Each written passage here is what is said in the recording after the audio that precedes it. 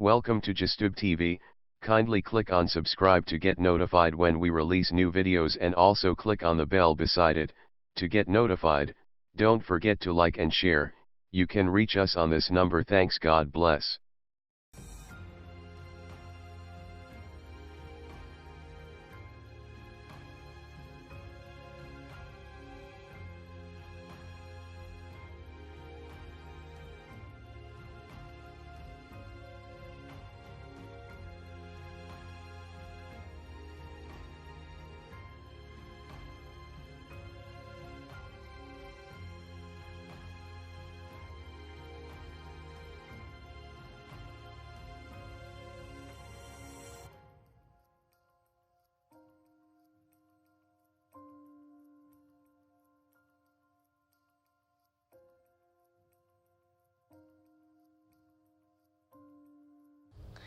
Hello Nigerians, I am Akrizi from Gistube TV, and today we're going to be talking about the 5 kidnapped ministers of the RCCG and about Omoyele Sowore, who was a presidential candidate in the 2019 election. But before we go into that, do well to click on the notification button to get notified when we drop new videos, and of course, do well to subscribe. Tell someone about Gistube TV.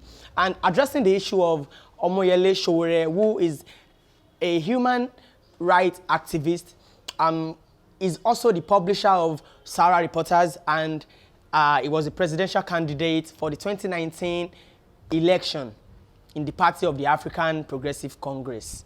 And of course, he lost, and he was arrested in his residence 2 days ago.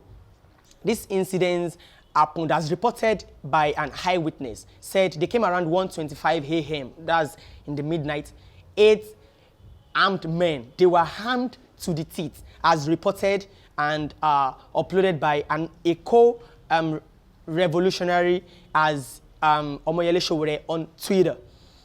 He reported that they came around 1:25 a.m. in the midnight. 8 men. They knocked strangely, and he told his boss, sir, he noticed they were DSS operatives and not thieves or of course kidnappers. So Sowore had to use the limited time to tweet about the fact that DSS members are in his residence. And before he could do that, 8 of these DSS members forced their way in. They beat the eyewitness to stupor. He was handcuffed, and they checked the whole compound for Omoyele Sowore, but it wasn't found. So the leader of the DSS that came to his house told the other boys to close all exits. Then he was actually arrested in the gym, and he was forcibly beaten mercilessly, and he was arrested into their van. They came with 2 buses, one Hilux and one Sienna. So in that meantime, it was, the driver, who was an eyewitness, was released. He was, they had to leave him because he's not their target. Then he followed them with his own vehicle, and he traced them to K2. And K2 is where the DSS headquarters in Lagos is. So when they got to K2, the boss of the DSS guys stopped. One of them highlighted and cocked the gun against him that he's going to shoot him. Then he had to go back. That was the point. He had to leave because he had to save his own life too, of course. Of course, he's not Jesus. He's not going to die for his boss. Then, followed by the lawyer of Omoyele Sowore by the name Tokpe Akinloye visited the DSS office in Lagos, but he was denied the right to see his accused client, Omoyele Sowore. But he made mention of the fact that in the Nigerian Constitution, Section 35, subsection 2, as enshrined in 1999, he said any accused criminal, let me use the word criminal, or any accused in Nigeria has the right to see his lawyer, irrespective of the situation or anything. But he was denied the right, and the police and the DSS members turned deaf ears to what the lawyer said. He was told to come back on Monday working days to come and see his clients. But before then, Omoyele Sowore has been transferred to the DSS headquarters in Abuja. You know, he's there having fun, chilling, you know, trying to pay for his sins, because the DSS said he committed the crime of, you know, the fact that it is disrupting the harmony of the country. Disrupting the harmony of the country. You know, he claimed to be a revolutionarist. And let us take a good look at the situation in Nigeria. The increase in fuel scarcity, rise in dollars, you know, things are tight generally. Governments owing their workers salaries and allowance and arrears and the likes. You know, bad roads, electricity is very, very poor, you know, bad water, and, you know, and so on. Then he's trying to make a protest on Monday, August 5, 2019, with his co-revolutionaries. But he has been arraigned for that because they said he has been accused of that he's trying to, you know, cause disharmony in the country. Well, we will see about that. And in the early hours of Monday, in the big city of Lagos, DSS members, soldiers, and police officers were thrown into the streets to disrupt the protest because fellow activists of Omoyele Sowore actually went further to start the protest. But before they could even start, Lagos police officers in the big city of Lagos disrupted their protest, and they had to run helter-skelter for their life. The DSS spokesman had an interview with the press this morning. This is what he has to say. If we are operating as a responsible security organization and someone is calling for revolution in Nigeria, and what is revolution?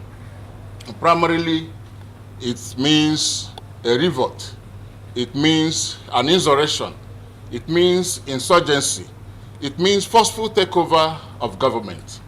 And this is a democracy. Nigeria operates a democratic system.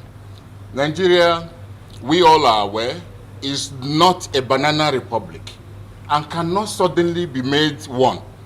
Nigeria is respected in the Committee of Nations. Nigeria. And let us take a good look at the insecurity in Nigeria. This happened recently at Ogun State when 5 ministers of the Redeemed Christian Church of God, RCCG, were going to a ministers' conference in Lagos. They've been kidnapped by the Fulani headsmen, as said by Deaconess Chidinma, all the way from Abia State, RCCG Province 3.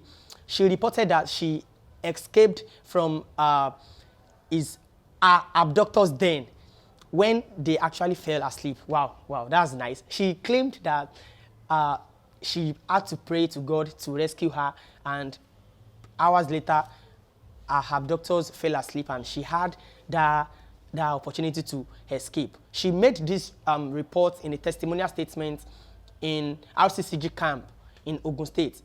The other 4 ministers of God have been rescued by the Nigerian police force in Ogun State. Well, people actually think these 5 ministers of God are all pastors, but the general overseer of RCCG made it known that they have just 1 pastor in their midst and other 4 ministers of God that they followed the pastor to the conference. Now let us talk about the insecurity. Even our ex-president, Aremu Okikiola Obasanjo, addressed this issue a few days ago. He sent a message to Nigerians addressing the fact that they need to, this security issue in Nigeria is everybody's job. We shouldn't lay this job on probably the soldiers, the DSS members, the Navy, the police, or the local vigilantes in our environment. We should take this up as Nigerians, and we should be our brother's keeper. And at this junction, I'm going to drop the curtain for today. I am Akrizi from Gistop TV. Do well to subscribe on our YouTube channel and our Facebook channel, of course on all social media and even on Instagram. Do well to click on the notification button to get notified when we drop new videos. And of course, I am on all social media too, on Twitter, Instagram, Facebook. He is Akrizi. Till we meet next time, Peace out.